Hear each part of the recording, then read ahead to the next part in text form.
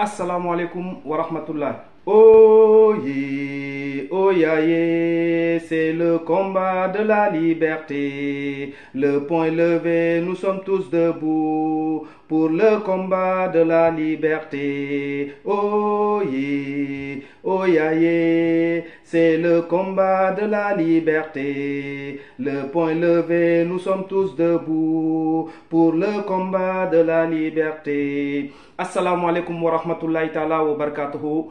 bëgg naa képp ku seetaan vidéo bi nga partagé ko parce que reportage la bi nga xamante ne 2021 la xew donc lu xew depuis 2021 ba am na si beneen moment donc ngeen mën a lii yëpp boo gisee ñi indi vidéo yi c'est pour que sénégalais yi gaaw a fàtte sénégalais yi dafa gaaw a fàtte donc amnistie bu ñuy wax est-ce que boo leen seetaanee vidéo bu ma leen di ñëw won est-ce que di ngeen nangu amnistie bu Macky Sall nekk di wax. Donc ma bàyyi leen ngeen seetaan vidéo bi après ngeen am seen jàngat ci vidéo bi te nag bëgg naa képp ku ko seetaan nga mën ko partager boo nekkee ci ay groupe WhatsApp ci ay groupe association fépp foo nekk ci Facebook ci YouTube nga mën ko partager ndax ñun ñi sénégalais yi nga xamante ne dañoo gaaw a fàtte mën a xool lan moo xewoon 2021 ba jamono bu ñu toll nii donc moo tax it ñu indi leen vidéo bi pour ngeen mën a ko seetaan bu baax asalaamaaleykum wa rahmatullahi taala wa barakatuhu balaa may démarrer vidéo bi encore ma dóoraat hymne des patriotes. Oh yeah, c'est le combat de la liberté. Le poing levé, nous sommes tous debout pour le combat de la liberté. Sama gars yi seetaan leen vidéo bi asalaamaaleykum.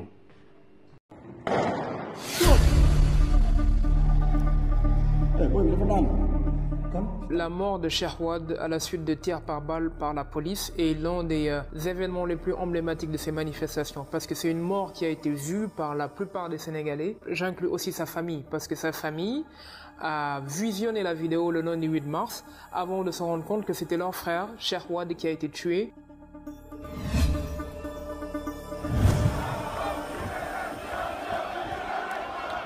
Les manifestations de mars 2021 ont commencé le 3 mars à la suite de l'arrestation de l'homme politique Ousmane Sonko alors qu'il répondait à une convocation de l'autorité judiciaire suite à une plainte pour viol qui a été faite contre lui au mois de février 2021. La situation est suivie de très près par les Sénégalais. Beaucoup des partisans d'Ousmane Sonko même qui sont exprimés sur les réseaux sociaux estiment que seule la libération d'Ousmane Sonko pourra ramener le calme. Au cours de ces manifestations qui ont duré 5 jours dans plusieurs villes du Sénégal, il y a eu 14 morts. Et ça, ce sont les chiffres du gouvernement et la blessure de 590 personnes selon la Croix-Rouge sénégalaise. Et parmi ces 14 morts, 12 ont été tués à la suite de tirs par balle commises par les forces de défense et de sécurité, à savoir dans ce cas-ci la police, la gendarmerie et l'armée, donc à Dakar, à Diaoubé et à Bignona.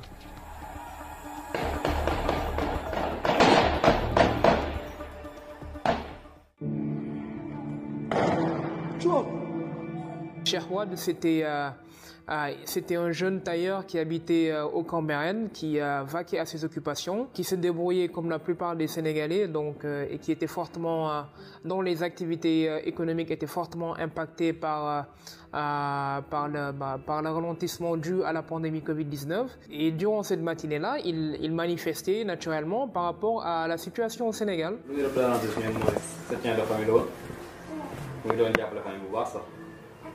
xam nga ko si yenn affaire yi nga xam ni day yàq wala ay violence yoo xam ni day yàq yooyu yëpp xam nga ko si mais peut-être mu am na loo xam naqari na ko tamit mu ko neexee manifesté wu loolu daal la ñu xam ni nekk na si te lu amul bu mu ko def tamit moom la concerne bon na sa Sénégalais yi concerne nga dem manifesté wu yaa na kenn mënu ko tere nit ki. Mais il a quand même été tué par la police sénégalaise durant le contexte de ces manifestations-là. Le cas de Cheikh Wade est symbolique de la répression aveugle qu'il y a eu au Sénégal parce que c'est une mort que la plupart des Sénégalais ont pu visionner et la plupart des Sénégalais ont été choqués.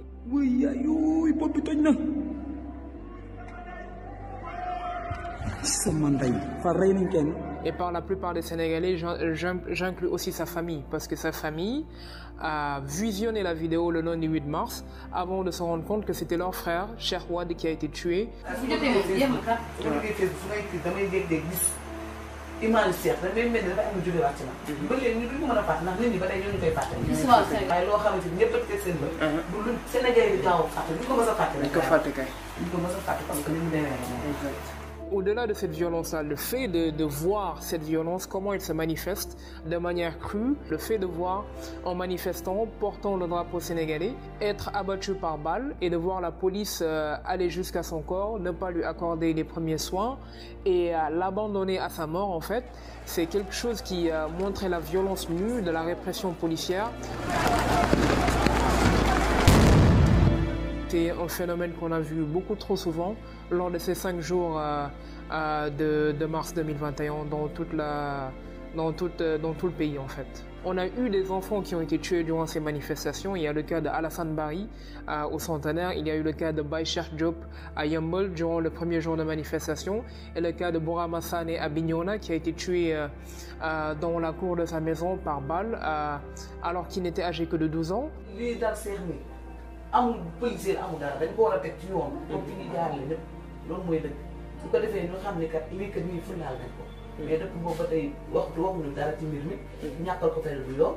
C'est ça le véritable défi à l'heure actuelle parce qu'il n'y a pas eu de justice à ce jour. Le fait que les termes de référence de l'enquête judiciaire n'aient pas été rendus publics, que les familles n'aient pas été auditionnées, ou plutôt qu'ils aient été approchés pour essayer de se désengager de toute poursuite judiciaire, pose beaucoup de problèmes par rapport au droit à la justice, à la vérité et à la transparence. C'est ça qui est très choquant et ça on a pu le voir durant les semaines qui ont suivi les manifestations où beaucoup d'hommes qui étaient proches du gouvernement, du régime, ont approché des familles et ont essayé de les dissuader de poursuivre une action judiciaire contre les services de défense et de sécurité responsables de ces décès. Ça a eu un certain impact parce que beaucoup de familles n'étaient pas très favorables à une action judiciaire, notamment du fait de l'action de plusieurs médiateurs sociaux, culturels, religieux.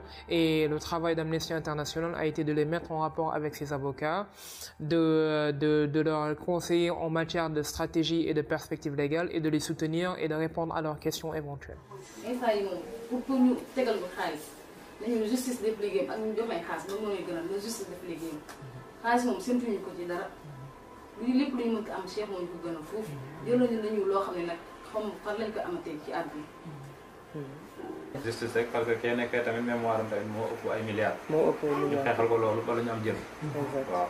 Amnesty International s'est documenté auprès des familles et des témoins, notamment les familles des victimes, pour savoir les contextes, discuter avec les témoins pour savoir dans quel contexte ces tirs ont été tirés, si les manifestants étaient pacifiques ou pas. Et on a pu faire aussi des analyses des images et des vidéos et des armes qui ont été utilisées, notamment des armes qui étaient utilisées par des hommes armés en tenue civile. Et nos analyses nous ont permis de montrer que les calibres de balles qui étaient utilisés étaient des calibres qui étaient utilisés par la police sénégalaise et par les forces de défense et de sécurité. Si c'est le cas, c'est en violation des principes et lignes directrices de la Commission africaine des droits de l'homme et des peuples, qui dit que lors des manifestations, il faut que les forces qui sont chargées du maintien de l'ordre portent des tenues et des uniformes qui permettent de les distinguer. Et sur ce point-là, il faut noter que le gouvernement n'a pas fait preuve de clarté.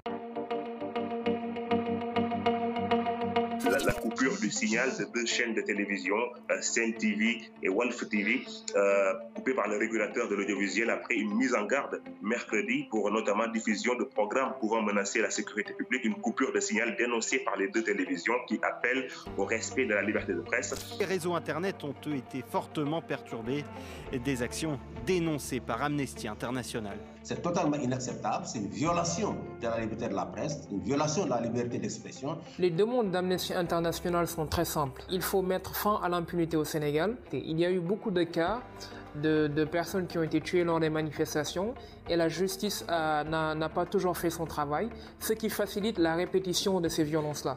Les familles demandent à savoir qui a tiré sur leurs parents, pourquoi ils ont tiré, que les responsabilités soient clairement établies et que les forces de défense et de sécurité sénégalaises révisent leurs protocoles en matière de gestion des foules. Le droit à la justice, à la transparence est fondamental ici et des réparations doivent être envisagées pour ces familles et pour ces victimes-là, mais elles doivent s'inscrire dans un cadre qui est tout à fait légal, qui permet d'établir clairement les responsabilités et de s'assurer que des dispositions sont prises afin qu'elles n'aient plus jamais lieu au Sénégal.